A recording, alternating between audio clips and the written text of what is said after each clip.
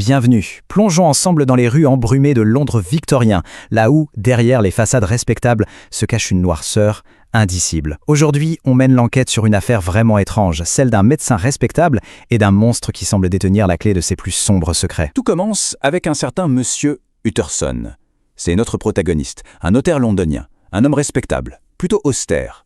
Chaque dimanche, il a sa petite routine, une promenade avec son lointain parent, monsieur Enfield. Et c'est pendant une de ces balades qu'un détail va attirer leur attention, un détail qui cloche. Alors qu'il se promène, Enfield s'arrête et pointe sa canne vers une porte. Imaginez la scène, une rue pimpante, des boutiques avec des vitrines nickel, des cuivres qui brillent. Et au milieu de tout ça, cette porte. Elle est cloquée, décolorée, elle n'a ni sonnette ni poignée. On dirait qu'elle a été abandonnée là depuis des lustres. Et Enfield avoue à Utterson que derrière cette porte se cache une histoire vraiment très étrange. Et voilà ce qu'il lui raconte. Une nuit, tard, alors que les rues étaient vides, il a vu un petit homme à l'allure sinistre percuter une fillette d'à peine 8 ans à un carrefour. Et ce qui s'est passé ensuite, pour reprendre les mots d'Enfield, c'était diabolique. L'homme, avec un calme terrifiant, a piétiné le corps de l'enfant et a continué sa route, la laissant hurler de douleur sur les pavés. Enfield, bien sûr, est horrifié. Il se lance à sa poursuite. Avec la famille de la petite et un médecin qui passait par là, il le coince. Pour éviter un scandale qui ruinerait sa réputation, il lui réclame une compensation. 100 livres, une sacrée somme pour l'époque. Et pour payer, l'homme les amène, devinez où? Devant cette fameuse porte. Et c'est là que ça devient vraiment bizarre. L'individu qui dit s'appeler Edward Hyde revient avec une partie en or et un chèque pour le reste. Sauf que le chèque n'est pas à son nom. Il est signé par une des personnalités les plus respectées de Londres. Enfield se dit que c'est un faux, mais non, le chèque est authentique. Il n'y a qu'une seule explication possible, cet Hyde fait chanter le signataire du chèque. Cette histoire, et surtout ce nom, Hyde, ça travaille énormément le notaire Utterson. À tel point qu'une fois entré chez lui, il ouvre son coffre-fort pour relire un document qui le tourmente depuis longtemps, le testament de son ami et client, le très respectable Dr Henry Jekyll. Et voilà le cœur du problème. Le testament a une clause complètement folle. Il stipule que si Jekyll meurt, ou s'il disparaît plus de 3 mois, toute sa fortune doit revenir à ce fameux Edward Hyde. Utterson a toujours trouvé ça absurde. Mais maintenant, avec ce que Enfield vient de lui raconter, ça devient carrément sinistre. Pour lui, c'est clair. Son ami est victime d'un maître chanteur. Il doit en avoir le cœur net. Il va donc voir le docteur Lanyon, un ami qu'ils ont en commun. Mais Lanyon et Jekyll ne se parlent plus. Lanyon le prend pour un illuminé avec ses bilvesées scientifiques. Et pire, il n'a jamais entendu parler de ce Hyde. Alors Utterson prend les choses en main. Puisque cet Hyde se cache, to hide en anglais, lui, Utterson va le chercher. To seek, c'est un petit jeu de mots en anglais. Il se met alors à faire le guet près de la porte mystérieuse, jour et nuit. Il est obsédé. Il veut absolument voir le visage de cet homme qui a tant de pouvoir sur son ami. Sa patience finit par payer. Une nuit, il tombe nez à nez avec Hyde. Et la rencontre est glaçante. Utterson est saisi d'une répulsion physique immédiate, un dégoût qu'il n'avait jamais ressenti. Juste après, il va sonner à la porte principale de Jekyll, et là, le majordome, Poole, lui confirme une chose terrifiante. Hyde a une clé de la maison, et tout le personnel a l'ordre de lui obéir sans poser de questions. Le temps passe, une année entière. Jekyll rassure Utterson et lui dit qu'il contrôle la situation, qu'il peut se débarrasser de Hyde quand il veut. L'affaire semble se tasser. Et puis, une nuit d'octobre, Londres est secouée par un crime d'une violence absolument inouïe. Une servante, de sa fenêtre, assiste à toute la scène. Un gentleman âgé, l'air bienveillant, aborde poliment un homme plus petit. Et cet homme, qu'elle reconnaît comme étant Monsieur Hyde, explose soudain dans une rage incontrôlable. Avec une fureur de singe, il le frappe encore et encore. Avec sa canne, il le piétine jusqu'à ce que ses os craquent. C'est un massacre.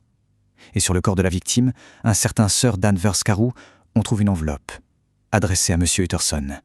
Utterson emmène la police directement à l'appartement de Hyde. Et là, les preuves s'accumulent. L'endroit a été mis à sac. Il y a des cendres dans la cheminée, preuve que des papiers ont été brûlés à la hâte. Et surtout, la police trouve l'autre moitié de l'arme du crime, une canne brisée. Utterson la reconnaît tout de suite. C'est lui qui l'a offerte à Jekyll des années plus tôt. Le lien est fait, le piège se referme. Utterson fonce chez Jekyll. Le docteur lui jure qu'il en a fini pour de bon avec Hyde, et pour le prouver, il lui montre une lettre d'adieu que Hyde lui aurait laissée. Mais plus tard, l'expert en graphologie d'Utterson fait une découverte incroyable. L'écriture de Hyde et celle de Jekyll sont identiques, juste l'inclinaison qui change. La conclusion est terrible. Jekyll a imité l'écriture pour protéger un assassin. Après ce meurtre, Hyde s'est volatilisé, et le docteur Jekyll lui semble revivre. Pendant 2 mois, il redevient sociable, organise des dîners. Utterson est soulagé. Il pense que le cauchemar est terminé. Mais ça ne dure pas. Du jour au lendemain, Jekyll s'enferme de nouveau chez lui et refuse de voir qui que ce soit. Et là, tout s'accélère dramatiquement. Utterson va voir le docteur Lanyon et le trouve au seuil de la mort, complètement terrorisé par un choc dont il ne veut pas parler. Lanyon meurt quelques jours plus tard en laissant une lettre qu'Utterson ne doit ouvrir qu'à la mort de Jekyll.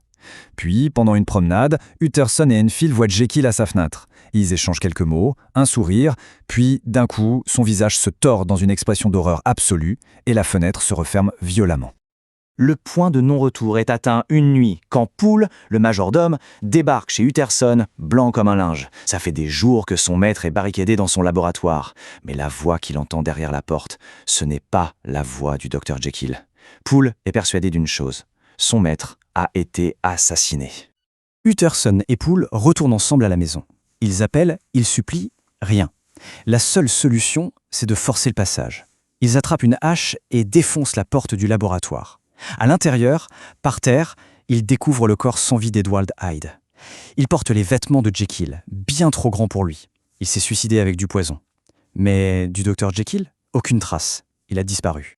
Sur le bureau, Utterson trouve une nouvelle version du testament de Jekyll, qui lui lègue tout cette fois, et une confession. Une note lui demande de lire d'abord la lettre laissée par le docteur Lanyon. De retour dans son cabinet, il brise enfin le sceau de cette fameuse lettre. Ce que Lanyon raconte dans sa lettre dépasse l'entendement. Il explique comment il a suivi les instructions de Jekyll, récupérer des produits chimiques et attendre un messager. À minuit, Edward Hyde est arrivé. Devant Lanyon, Hyde a préparé une potion, l'a bu, et après des convulsions terribles, il s'est métamorphosé. Sous ses yeux, Hyde est devenu Henry Jekyll. Le choc a été tel qu'il en met mort. Le premier mystère est donc résolu. Hyde et Jekyll sont la même personne. Mais la grande question reste « pourquoi ?» Utterson ouvre alors le dernier document, la confession de Jekyll, celle qui va enfin tout expliquer. Dans cette lettre, Jekyll raconte tout, son obsession pour la dualité de l'homme, le bien et le mal qui cohabitent en chacun. Il a créé une drogue pour les séparer, pour donner un corps à sa part d'ombre. C'est comme ça qu'est né Edward Hyde. Au début, c'était la liberté totale. Il pouvait assouvir tous ses vices en tant que Hyde, puis redevenir le respectable Dr Jekyll. Mais petit à petit, la créature a pris le dessus. Hyde est devenu plus fort, plus violent. Après le meurtre, Jekyll a voulu arrêter, mais il était trop tard. Les transformations se déclenchaient toutes seules. Finalement, coincé dans le corps de Hyde, à court de l'ingrédient qui permettait la transformation inverse, il a choisi de mettre fin à ses jours. Et c'est ça qui nous laisse avec cette question fondamentale. L'histoire de Jekyll Hyde, ce n'est pas celle d'un homme bon qui est corrompu par une force maléfique extérieure, c'est l'histoire d'un homme qui, en voulant cacher et réprimer sa part d'ombre, a fini par lui donner le pouvoir absolu de tout détruire.